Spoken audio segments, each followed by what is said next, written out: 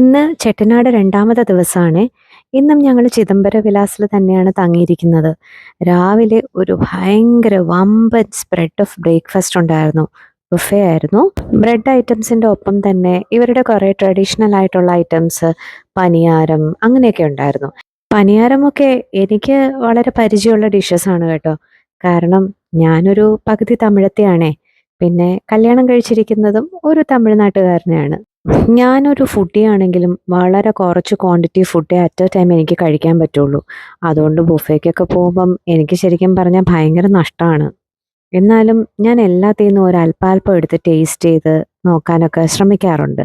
ഇത്തിപ്പൂരം ആഹാരം കഴിക്കുന്ന അൽഫുഡി അങ്ങനെയുള്ളവരെ നിങ്ങൾ കണ്ടിട്ടുണ്ടോ? അതേപോലെ ഫുഡ് വേസ്റ്റ് ആക്കുന്നത് പോലെ എനിക്ക് വെറുപ്പുള്ളൊരു കാര്യം വേറെയില്ല. ഞാൻ എപ്പോഴും പറയാറുണ്ട്, ആവശ്യത്തിൽ കുറച്ചേ എടുക്കാവുള്ളൂ എന്ന് കുട്ടികളോടൊക്കെ. എന്നിട്ട് ഞാൻ പറയും, നിങ്ങൾക്ക് വേണമെങ്കിൽ ഇനിയും പോയി എടുക്കാമല്ലോ. ഇവരുടെ ചെട്ടിനാട് മീൻ കുഴമ്പൊക്കെ അടിപൊളിയായിരുന്നു കേട്ടോ. ഈ ചിദംബര വിലാസിന്റെ കോർട്ട്യാർഡ് ഇപ്പോഴും ആ ഫാമിലിയുടെ തന്നെയാണ്. സോ അവരുടെ ഒരു എൻഗേജ്മെന്റ് ഫംഗ്ഷൻ അവിടെ നടക്കുന്നുണ്ടായിരുന്നു. പിന്നെ ഞങ്ങൾ കുറച്ച് ദൂരം യാത്ര ചെയ്ത് ആത്തൻകുടി പാലസ് കാണാൻ പോയി. ഓ, എവിടെ തിരിഞ്ഞാലും ആത്തൻകുടി ടൈൽസ്. എനിക്കാണെങ്കിൽ കണ്ടിട്ടങ്ങ് കൊതിയായി. എനിക്കാണെങ്കിൽ ഇങ്ങനെയുള്ള വീടുകളിൽ താമസിക്കാൻ ഭയങ്കര ഇഷ്ടമാണേ. ഞാൻ പറഞ്ഞില്ലേ, ഏതോ പാട്ടിയമ്മയുടെ ഉയിരാണ് കയറി കൂടിയിരിക്കുന്നത്. ഈ ചെട്ടിയാർസ് ഒക്കെ ഉണ്ടല്ലോ, അവരാണെങ്കിൽ പുറം രാജ്യങ്ങളിൽ ട്രേഡിങ്ങിന് പോയപ്പോൾ കൊണ്ടുവന്ന ബെൽജിയം സ്റ്റെയിൻഡ് ഗ്ലാസ്സസ് ആണ് ഇതൊക്കെ എന്നാണ് ഇവിടെ ഉള്ളവർ പറയുന്നത്. അത് കഴിഞ്ഞ് ഞങ്ങൾ ആത്താൻകുടി ടൈൽസ് ഉണ്ടാക്കുന്നത് എങ്ങനെയാണെന്ന് കാണാൻ പോയി. പണ്ടത്തെ ഒരു ട്രഡീഷണൽ വേയിൽ ഒരു അല്പം മാറ്റം ഉണ്ടെങ്കിലും ഇപ്പോഴും അതിൻ്റെ ഫൈനൽ ഔട്ട്പുട്ട് അടിപൊളിയാണ്. ഇവർ തന്നെയാണ് വന്നത് ലേ ചെയ്യുന്നതും.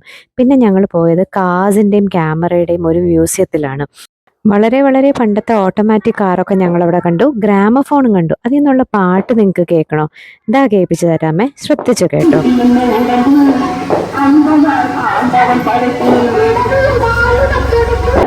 ആഹാഹാ. അത് കഴിഞ്ഞ് പ്രിയാമെസ്സിൽ പോയി നല്ല ഉഗ്രൻ ചെട്ടിനാട് ലഞ്ച് കഴിച്ചു. പിന്നെ നേരെ ചിദംബര വിലാസിൽ വന്നപ്പോഴത്തേക്കും അവിടെ കുക്കിംഗ് ഡെമോയ്ക്കുള്ള ടൈം ആയിട്ടുണ്ടായിരുന്നു. കുക്കിംഗ് ഡെമോ എന്ന് പറഞ്ഞാൽ അവർ ചെട്ടിനാട് ചിക്കൻ സുക്ക ഉണ്ടാക്കി. പിന്നെ ഒരു ബ്ലാക്ക് റൈസ് അൽവയും ഉണ്ടാക്കി. ഇതൊക്കെ കഴിക്കാനും തന്നു. പിന്നെ ചിദംബര വിലാസിൻ്റെ ഫുൾ ഒരു ടൂറ് തന്നു നമുക്ക്. അവിടെയുള്ള ഒരു സ്റ്റാഫ്, അതിൻ്റെ ഹിസ്റ്ററിയും ഒക്കെ ആണെങ്കിൽ ഭയങ്കര ഫാസിനേറ്റിംഗ് ആണ് കേട്ടോ. ശരിക്കും നമുക്കൊക്കെ മുൻപേ സുഭിക്ഷമായിട്ട് ജീവിച്ചിരുന്ന ഒരു കമ്മ്യൂണിറ്റിയുടെ കഥയൊക്കെ കേട്ട് അങ്ങനെ ഒരു ദിവസം അവസാനിച്ചു.